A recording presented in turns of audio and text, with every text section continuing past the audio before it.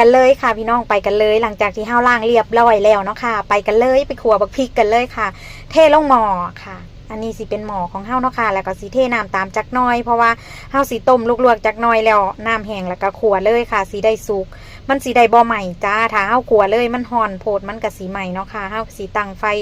บ่แห้งปานใดจ้าไฟจากเตาแก๊สของห้าวกะเฮาก็สีขัวไปคนไปคนมาเนาะค่ะข้าวเดียวน้ำก็แห้งแล้วเฮาก็สีขัวต่อให้บักพริกสุกกับหอมแดงสุกเนาะค่ะ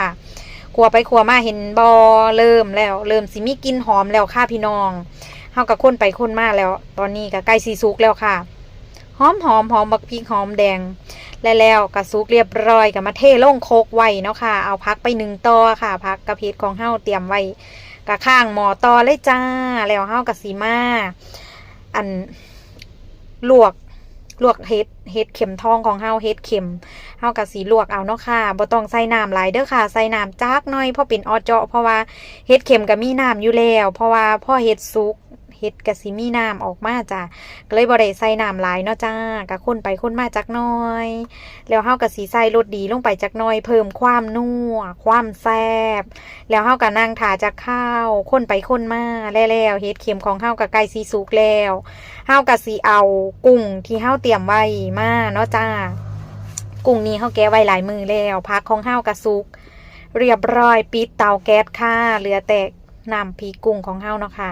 เฮาก็สิใส่กุ้งลงไปก็สิมีหัวกุ้งน้ำหนวดกุ้งน้ำเนาะค่ะมื้อนี้สิเอาไปตำน้ำพริกว่าซ่าน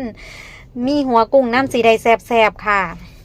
แล้วแต่ผู้มากบ่ใส่ก็ได้ใส่ก็ได้เนาะค่ะบางคนก็สิตัดเอาแต่เนื้อล้วนๆค่ะแต่ว่ามื้อนี้อยากกินแบบว่าให้มันเป็นสีเหลืองอ่องต้องแน่ก็เลยใส่หัวกุ้งลงไปน้ำจ้าคนไปคนมาจากน้อยกุ้งของเฮากับไก่สีสุกแล้วเฮ็ดเข็มของเฮาสุกเป็นที่เรียบร้อยแล้วดึงเป็นตอนน้อยๆเป็นเงาน้อยๆเพราะว่าเฮ็ดเข็มเป็นเงาใหญ่เบิ่งคักๆเบิ่งไปเบิ่งมาคนไปคนมาสุกเรียบร้อยแล้วเฮาก็สิไปท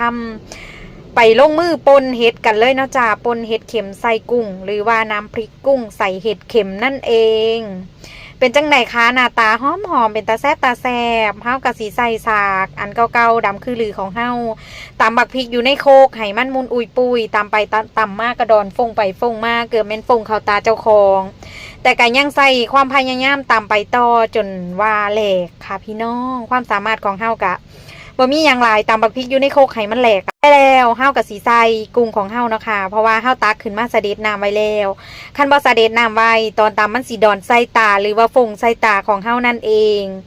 หลังจากที่เฮาตำบักพริกแรกเป็นที่เรียบร้อยแล้วเฮากับมาบรรเลงกันเลยค่ะเฮากับสีใส่กุ้งหลังก